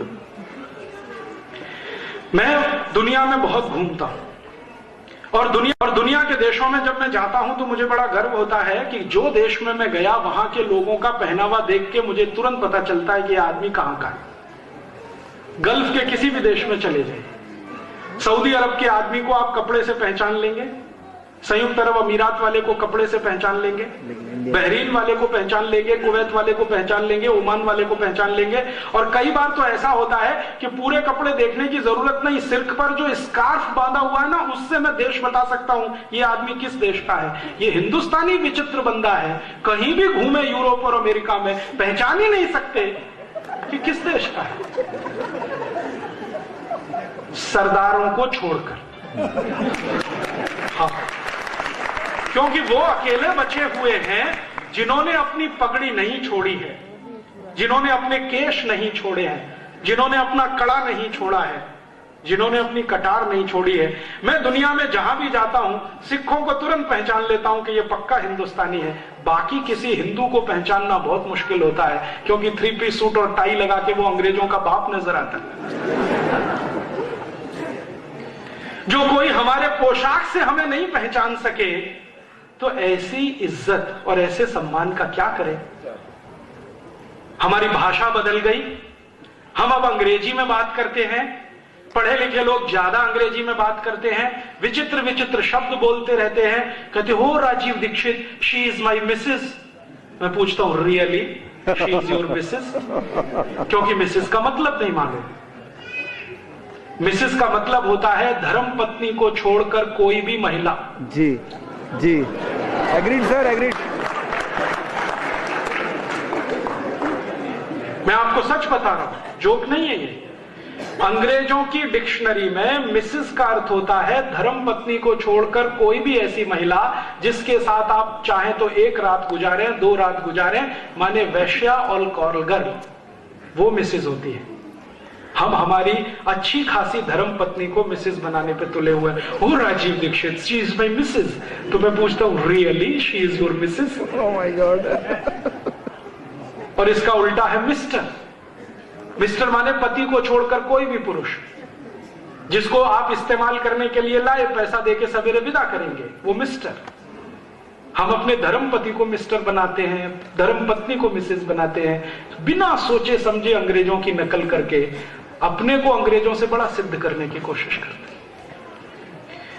बच्चों को बचपन से बड़ा करते हैं, उनको कविताएं भी सुनाते हैं तो अंग्रेजी में twinkle twinkle little star how I wonder what you are. उन बच्चों को पूछो भैया इसका मतलब क्या है, मालूम नहीं। Twinkle twinkle little star how I wonder what you are, मतलब मालूम नहीं है। रटा रटा के उसको तोता बना दिया, पोपट। कभी कभी कुछ बच्चे आते हैं, rain rain go away come again another day little baby wants to play. फिर मैं उनसे पूछता हूं मतलब मालूम है इसका क्या? रेन रेन गो अवे माने बारिश तुम चली जाओ, कभी भी मत आओ क्योंकि मुझे खेलना है। भगवान ने अगर सुन लिया तो आप बोल रहे हैं रेन रेन गो अवे, बारिश तुम चली जाओ चली जाओ चली जाओ, कभी भी मत आओ। भगवान ने सुन लिया बारिश आएगी नहीं, भूखे मर जाएंगे आप सब। ऐसी उल्टी उल्टी कविताएं क्यों सिखा रहे हैं? Rain rain go away come again another day. तो आप बोलेंगे जी कौन सी कविताएं सुनाएं? क्या पंजाबी में कोई कविता नहीं है? हिंदी में नहीं है? मराठी में नहीं है? मराठी की एक कविता मुझे याद आती है, बता देता हूं। ये रे पाऊसा तुला दे तो पैसा, पैसा झाला खोटा पाऊस आला मोटा। माने बारिश तुम जल्दी जल्दी आओ, जल्दी जल्दी आओ, ज्यादा ज्यादा आओ, मैं तुमको पैसा दूंगा। ऐसी कविता है मराठी की। ऐसी ही होगी कोई पंजाबी में, ऐसी ही होगी हिंदी में, जिसमें बारिश को हम बुला रहे हैं। रेन रेन गो अवे नहीं सिखा रहे हैं, बारिश तुम चली जाओ। हमारा दिमाग पता नहीं कहां चला गया। ऐसी मूर्खता की कविताएं बच्चों को सिखाते हैं, मूर्खता के स्टेटमेंट उनको बताते हैं। बच्चों को बोलना सिखाते हैं, मम्मी बोल, मां मत बोल, मम्मी बोल। मम्मी का मतलब है मरा हुआ, MUMMY, मम्मी माने मरा हुआ। और डैडी, डैडी माने मरे हुए जैसा। और अब और तरक्की हो गई है, अब बोलते हैं डैड, पूरा ही मरा हुआ।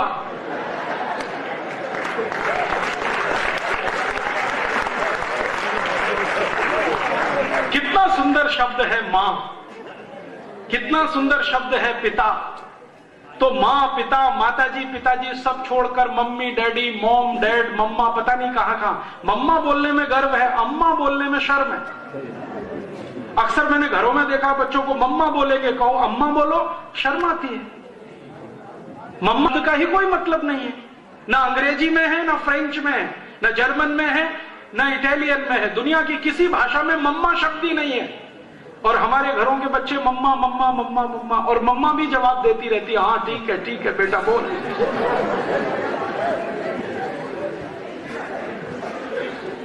मेरा आपको हाथ जोड़कर विनती है, अपनी पहचान को मत डुबोइए।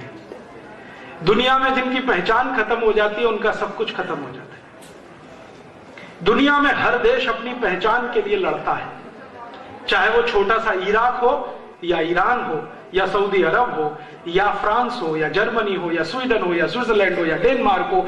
हर देश अपनी पहचान के लिए लड़ रहा है, दूसरे किसी भी देश की गुलामी में जाने को तैयार नहीं है, क्योंकि पहचान खत्म हो जाएगी। हम खुशी से अपनी पहचान लुटवाने पर, खत्म करवाने पर तुले हैं। मेरी आपको विनती है कि भगत सिंह जी के शहादत दिवस की पूर्व संध्या पर अपने जीवन में एक संकल्प लें कि हम अपनी पहचान बनाकर रखेंगे, क्योंकि आपकी पहचान चली गई तो फिर आपकी आने वाली पीढ़ी के सामने तो और बड़ा संकट खड़ा हो जाएगा।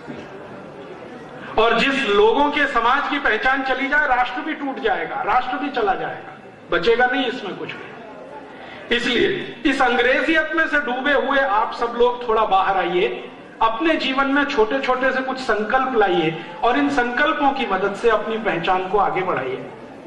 आप बोलेंगे हम भारत में रहते हैं तो भारत की पहचान है कुछ, वो पहचान कहां है? भारतीय भोजन, भारतीय भाषा, भारतीय भूषा, भारतीय भजन, भारतीय भेषज, ये सब भारत की पहचान है। मेरा कहने का मतलब यह है कि जहां भी संभव हो अपनी पहचान मत खोइए, भारतीय भोजन के स्तर से शुरू करिए, अपनी पहचान वापस लाइए। माने भारतीय भोजन ही अपने परिवार में और अपने जीवन में अपनाइए। ये जो अंग्रेजियत का भोजन है, pizza, burger, hot dog, cold dog, chowmein, इसमें कहां फंस गए आप लोग? और आप जानते हैं ये pizza, burger, hot dog, cold dog सब बनते हैं गाय के मांस से या सुअर के मांस से? लेकिन यहाँ तो होता ही नहीं है, क्योंकि इसको बनाने वाली जो कंपनी है मैकडोनल्ड और एक है केंटकी फ्राइड चिकन, ये दोनों कंपनियां ओपनली बोलती हैं कि पिज्जा और बर्गर हम बनाते हैं सुअर के मांस से, और उनकी जो बनती है ना मैगी और चाउमीन, वो बनाते हैं गाय की चर्बी के निकाले हुए रस से।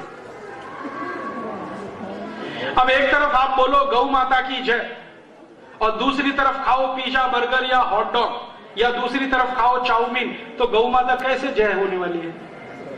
तो अगर गौ माता की जय करनी है तो ये pizza, burger, hot dog, cold dog, अंग्रेजी के भोजन बंद कर दीजिए। तो आप बोलेंगे जी क्या खाएं? हिंदुस्तानी भोजन खाइए, कोई कमी तो है नहीं अपने पास।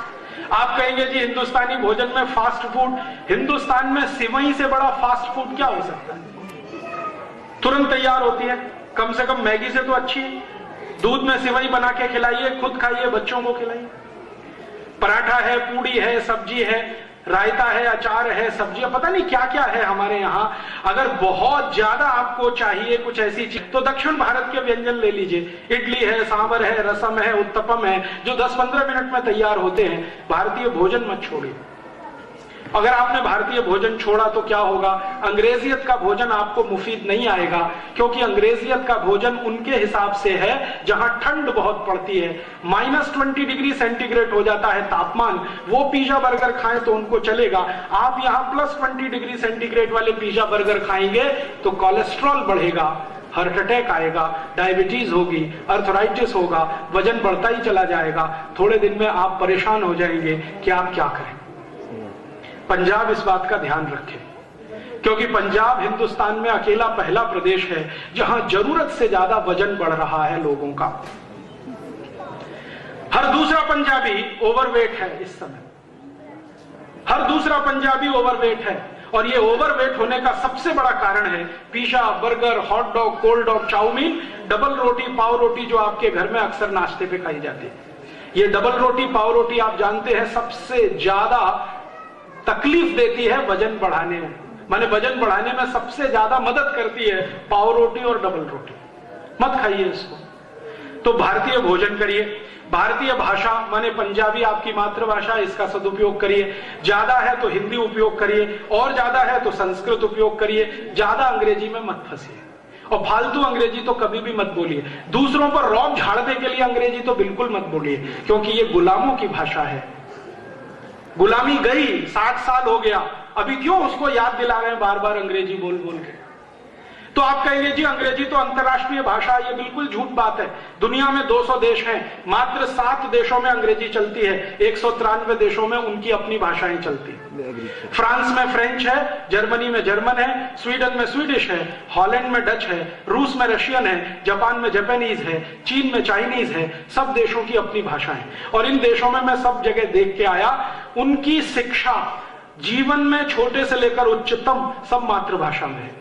आपको मालूम है रूस के सभी मेडिकल कॉलेज रशियन में काम करते हैं। रूस के इंजीनियरिंग कॉलेज में रशियन पढ़ाया जाता है, फ्रांस के इंजीनियरिंग कॉलेजेस में फ्रेंच में पढ़ाया जाता है, फ्रांस के मेडिकल कॉलेज में फ्रेंच में पढ़ाया जाता है, वहां के जो मैनेजमेंट के इंस्टीट्यूशन है वो भी फ्रेंच में पढ़ाते हैं। फ्रांस मुश्किल से 5 करोड़ लोगों का देश है, लेकिन कभी भी अपनी भाषा नहीं छोड़ता। हम 110 करोड़ वाले अपनी भाषा क्यों छोड़ बैठे? खुमारी लाइए मन में भाषा के प्रति। भाषा मत छोड़िए अपनी, भाषा मत छोड़िए, भोजन मत छोड़िए अपना, भजन मत छोड़िए अपना। भारतीय भजन, ये रैप म्यूजिक, पॉप म्यूजिक कहां फंस गए इसमें? रैप डांस, पॉप डांस, मुझे तो समझ में नहीं आता उसमें डांस है कि एक्सरसाइज है। कभी टांग इधर उठा दिया, कभी इधर उठा दिया, कभी हाथ ऐसे कर दिया, कौन सा डांस उसमें हो रहा है? आपके पास कोई कमी है भारतीय नृत्यों की? भरतनाट्यम है, कथकली है, कुचिपुड़ी है, ओडिसी है, कथक है, कुछ कमी तो नहीं है, इतने अच्छे डांस है। और भारतीय डांस की विशेषताएं जरा समझ लीजिए तो आपको पता चलेगा कि ये कितने वैज्ञानिक तरीके से विकसित किए हुए हैं। भारतीय डांस में सबसे महत्वपूर्ण है पद संचालन, पांव का मूवमेंट, जो दुनिया के किसी भी दूसरे डांस में नहीं है। और पद संचालन इसलिए महत्वपूर्ण है कि पद के संचालन से बॉडी का बैलेंस बनता है। भरतनाट्यम, कुचिपुड़ी, कथकली और थोड़ा कथक में आए, इनकी भाव भंगिमाओं को देखें तो अगर महिलाएं इस डांस को कर रही हैं तो जीवन पर्यंत निरोगी रहने की आश्वस्ति है, गारंटी है। कैसे? भरतनाट्यम की मुद्रा देख लीजिए, पांव को जिस तरह से रखा जाता है, जिस तरह से हमारे देश की माताएं बहनें भरतनाट्यम में अपने पांव को संचालित करती हैं, एक डॉक्टर होने के नाते मैं आपको कहता हूं, वो सभी माताओं के गर्भाशय को सबसे ज्यादा फ्लेक्सिबल बनाता है पद संचालन। और मां का गर्भ स्थान सबसे महत्वपूर्ण है क्योंकि उसी में से जीवन आगे बढ़ता है। वो जितना फ्लेक्सिबल होगा, मां की आने वाली संतान उतनी अच्छी होगी। तो सारे डांस का पद संचालन गर्भाशय के मूवमेंट से है। बहुत रिसर्च है इस पर भारत में। यूरोप का पद संचालन तो पता नहीं किस तरह का है, ये अमेरिका का तो और भी विचित्र है। तो अपने डांस मत छोड़िए, अपने भजन मत छोड़िए, अपनी भूषा मत छोड़िए, अपनी भाषा मत छोड़िए, अपना भोजन मत छोड़िए, अपनी औषधि भी मत छोड़िए। औषधि से मतलब भारत में है तो भारतीय औषधियों का उपयोग करिए, क्योंकि भारतीय औषधियों का उपयोग जो है वो आपके लिए मुफीद है। कारण हम जहां रहते हैं वहां समशीतोष्ण जलवायु है, इसका ध्यान रखिए। यूरोप और अमेरिका वाले जहां रहते हैं वो वहां बहुत ठंड है, वहां दो ही मौसम होते हैं, ठंड और भयंकर ठंड, गर्मी नहीं आती वहां पे। ब्राजील और मैक्सिको की तरफ चले जाए ना तो वहां भी दो ही मौसम है, बारिश और भयंकर बारिश। ब्राजील और मैक्सिको में 8-8 महीने बारिश होती रहती है, रुकती नहीं है, टॉरेंशियल रेन। तो वहां बारिश और भयंकर बारिश। यूरोप में ठंड और भयंकर ठंड। अगर अफ्रीका में चले जाइए तो गर्मी और भयंकर गर्मी। किसी भी देश में तीसरा मौसम ही नहीं है। ये भारत अकेला देश है जहां 6 मौसम है और 16 क्लाइमेटिक जोन्स है। दुनिया में विचित्र है ये देश। भारत के बारे में तब मुझे ज्यादा पता चला जब मैंने विदेशों में घूमना शुरू किया। भारत में आप दुनिया का कोई भी मौसम देखना चाहें तो इस देश की सीमा में ही है। आपको स्विट्जरलैंड की बर्फ देखनी है, जम्मू कश्मीर में आ जाइए। आपको ब्राजील और मैक्सिको की बारिश देखनी है तो चेरापूंजी में आ जाइए। अगर आपको ऑस्ट्रेलिया और न्यूजीलैंड का दलदल देखना है तो उड़ीसा और बंगाल में आ जाइए। अगर आपको अफ्रीका का रेगिस्तान देखना है, सहारा, तो जैसलमेर में आ जाइए। अगर आपको चिलचिलाती हुई धूप देखनी है तो कर्नाटक में कुर्ग आ जाइए।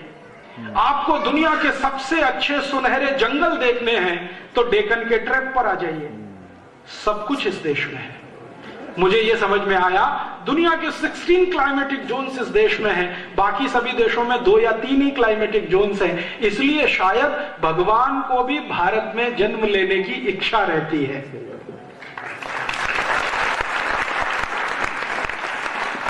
आप बड़े भाग्यशाली हैं जो भारत में जन्म मिला है, क्योंकि इस देश में ईश्वर भी जन्म लेने के लिए मनुष्य के रूप में आता है। दुनिया के किसी दूसरे देश में नहीं है। मौसम बहुत ही अद्भुत है। जिस देश का मौसम विशिष्ट है उस देश के मौसम में होने वाली गतिविधियां भी विशिष्ट हैं। जैसे हम समशीतोष्ण हैं, समशीतोष्ण जलवायु में वायरल और बैक्टीरियल इन्फेक्शन ज्यादा नहीं हो सकता। जहां ठंड बहुत है वहां वायरल और बैक्टीरियल इन्फेक्शन मैक्सिमम होगा। यहां ठंड इतनी नहीं है तो वायरल और बैक्टीरियल इन्फेक्शन सबसे कम होगा। और हमारे यहां तो सूर्य का प्रकाश हर समय उपलब्ध है। 24 घंटे में 12 घंटे सूर्य निकलता है इस देश में। तो वायरस और बैक्टीरिया को मारने का तो सारा काम ये सूर्य करता रहता है। तो आप क्यों ये एंटी वायरल इंजेक्शन लगवाते रहते, एंटी बैक्टीरियल इंजेक्शन ठुकवाते रहते? कभी हेपेटाइटिस बी के नाम पर, कभी हेपेटाइटिस सी के नाम पर, कभी पोलियो के नाम पर, कभी किसी के नाम पर। हमारे पास तो सूर्य ही सबसे बड़ा रक्षक है। हमको तो कोई एंटी बैक्टीरियल और एंटी वायरल वैक्सीन की जरूरत ही नहीं है। भगवान ने ही हमारी सुरक्षा व्यवस्था करके भेजी है। हम अंग्रेजों की नकल कर करके ठुकवा रहे हैं, कभी ये वैक्सीन, कभी वो वैक्सीन, कभी, और उसी में से दुष्परिणाम आ रहे हैं। और वो दुष्परिणाम है कि आपको जिंदगी में जो रोग कभी होने नहीं चाहिए वो 20-20, 25 साल की उम्र में शुरू हो रहे हैं। अभी 25 साल के लड़के लड़कियों को मैं देखता हूं, कार्डियक अरेस्ट हो रहा है, हार्ट अटैक हो रहा है, अर्थराइटिस हो रहा है, घुटनों का दर्द हो गया, कमर का दर्द हो गया। 20-25 साल में ये रोग कहां से आए? क्योंकि आपको जो इंजेक्शन ठोके गए हैं बचपन से, जिनकी आपको जरूरत नहीं है, उनके दुष्परिणाम। तो मेरी आपको विनती है कि भारत में रहते हैं तो भारत की जलवायु को ध्यान में रखकर अपनी चिकित्सा व्यवस्था करिए। तो आप बोलेंगे जी भारत की चिकित्सा व्यवस्था हम तो जानते नहीं है, पढ़ लीजिए, जानने में आ जाएगी।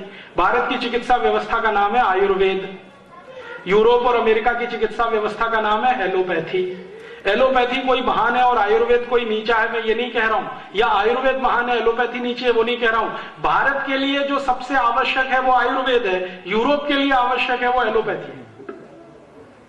उनको उनका मुबारक, आप अपना देखिए। तो आप बोलेंगे जी आयुर्वेद का तो अपने को कुछ पता नहीं है। पता कर लीजिए, बहुत आसान है। अभी आयुर्वेद की बहुत सारी पुस्तकें पंजाबी में छप गई हैं, हिंदी में है, मराठी में है, गुजराती में, तमिल में, तेलुगु में, संस्कृत में तो थी ही, अब इन भाषाओं में भी आ गई है। तो आप बोलेंगे नाम ही नहीं पता, नाम सुन लीजिए, मैं सुना देता हूं। बहुत अच्छी आयुर्वेद की पुस्तक है जो सब घर में रहनी चाहिए, उसका नाम है अष्टांग हृदयम। पंजाबी में है, हिंदी में है, मराठी में है, तेलुगु में, तमिल में, कन्नड़ में, 21 भाषाओं में इसका अनुवाद हो चुका है। ये घर में रखिए।